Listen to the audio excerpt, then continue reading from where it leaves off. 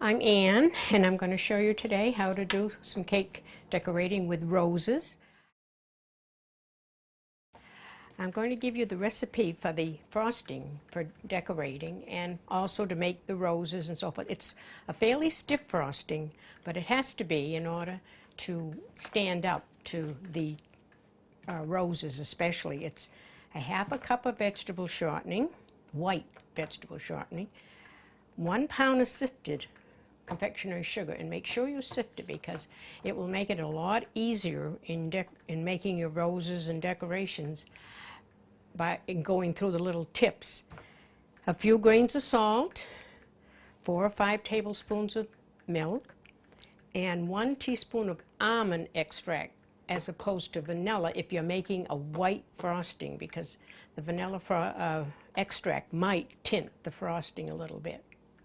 And as I said, it's a very stiff frosting, but it has to be in order to stand up to the decorating, because your hands are holding the little container with the frosting, and that's the only way I have found that it's the best to frost cakes and make roses and so forth.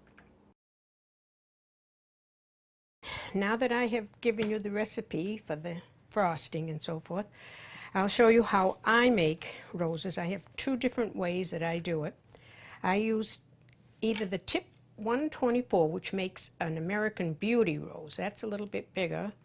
And then the 104, which makes a smaller tea rose. And then for leaves, I use a tip 67 in green. Well, first of all, this is a flower tip, flower nail. You put a little bit, just a dab of frosting on it, and you put about a 2-inch piece of wax paper on, and that's just to hold it down while you make your flower. And then you start, you put the thicker edge of the tip, because there's a wider edge and then a narrow edge. So you put that is on your tip, and you make a little round circle like that. Then you make another one like that. Then you make these half circles with make just a half turn like this. And if you don't think that the petal is curled enough, you just go gently with your finger and you can curl it out. Then you put 3 more leaves. 1, 2, 3, and you do the same thing. You just curl them out a little bit.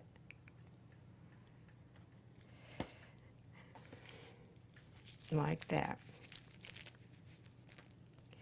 And then with your 67 tip, which is your leaf tip, you just add a couple of leaves,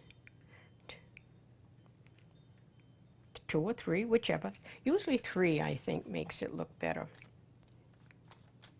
And it looks like that. And then you put it down and you let it dry, and you can make these at least a week or 2 ahead of time and let them dry first good. Takes about a day, and then you can put them in an airtight container and they'll keep for a week or 2 till you're ready to frost whatever cake you're going to make.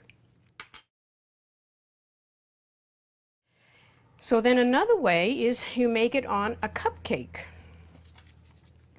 You do the same thing.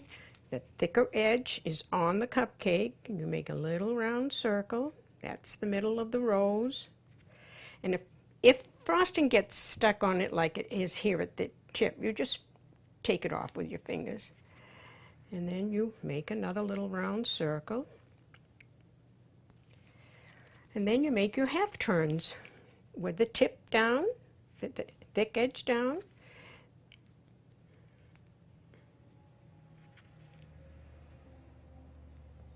And as I said before, if the petals are not quite rounded enough, you just go gently with your finger and they'll turn for you.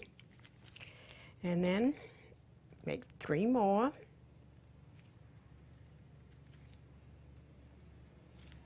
And there you have your little rose. And then you put some leaves on it to make it look professional.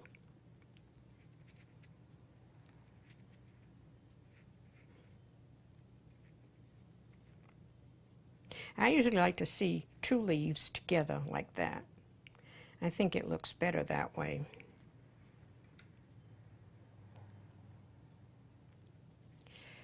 And there you are, your nice little cupcake all decorated.